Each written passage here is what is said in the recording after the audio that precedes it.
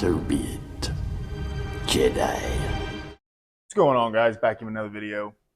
Today I've decided to do something that I probably should have done a few months ago, but I'm going to be reviewing the Kelly Studio genuine leather Darth Vader suit. So before we delve into the actual review, the discussion of the suit itself, etc., we'll talk about what led me here. So when the listing for the leather suit went live on 1/6 Kit, this was a few months ago, of course, I was intrigued. I was interested. I want the best I can get for my figures. I want them to stand the test of time. I don't want a pleather suit. And to me, $180 out the door was worth it. Now we'll get into my hubris and my mistake. So if you were to go to the listing, which I am honestly not sure if it's still there, I would never buy anything from China at this point in time, given everything that's going on. So keep that in mind.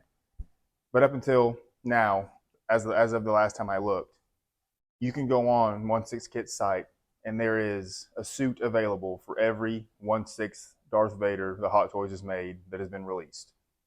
So starting from the MMS 279 all the way to the MMS 700, you have options. Well, at the time, I had the DX28 Darth Vader. Great figure, shitty source material. For some reason, I decided it would be more cost effective to buy a suit for the MMS 279, which is the New Hope Vader, because I thought in my head I could buy that Vader cheaper, being as it's the oldest, just flat out sell the Kenobi Vader, count my losses and be good with it. Well, I started thinking, well, I really don't like the way the New Hope Vader looks. I don't like the way the paint apps on the helmet are. I don't like the way the leather gauntlets go over the plastic sculpted gloves. So I ended up just not buying a New Hope Vader, even though I had the specific suit for it. So then I decided I was going to buy a loose body and part it out. Unbeknownst at the time, all Darth Vader bodies are not the same. What you're looking at here is the Kenobi / Rogue One body. But I bought the Return of the Jedi body, which is the same as Empire Strikes Back. And I'm honestly not sure if the New Hope body is the same.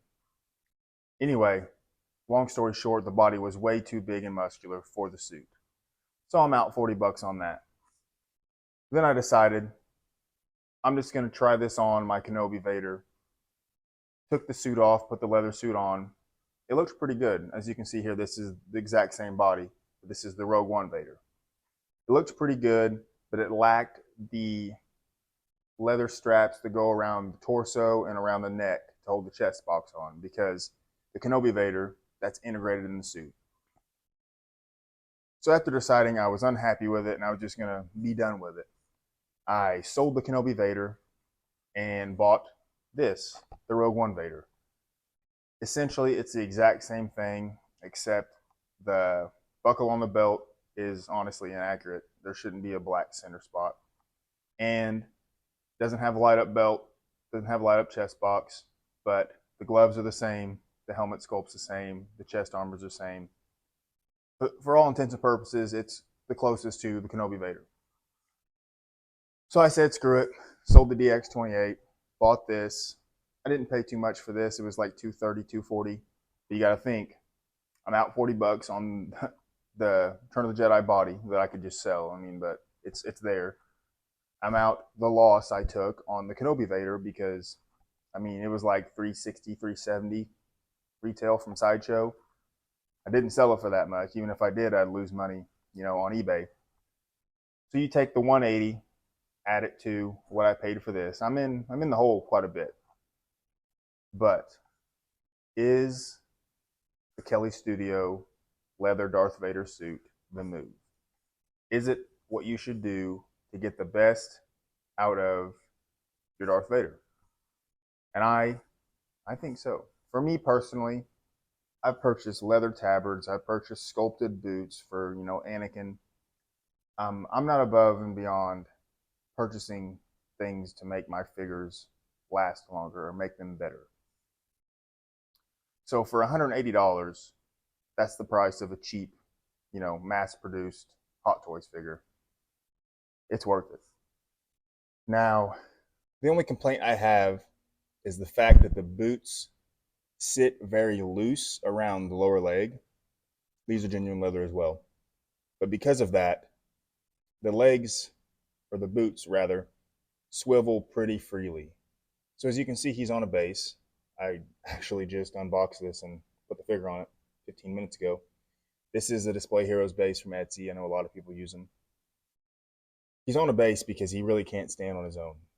Because, like I said, a stock Darth Vader, the boots are pretty snug around the lower legs. This one is not. So if I wasn't to have him balance perfectly, the legs or the boots would swivel and he would fall. And that's not a risk I'm willing to take on, $400 plus I've got invested in this. So the base doesn't look terrible. I'm happy with it. Eventually, I'll probably get a different cod piece, get a different belt. I have the tabards over the armor because, I guess that's Rogue One accurate, but I don't like the way the tabards drape. They're 2-ply material, very thick. I'd like to see some thinner, like this drape cape. But all in all, I am extremely happy with my purchase. I know Hot Toys moving away from pleather, and we're looking at, nylon these days, and I do have a nylon Vader on order.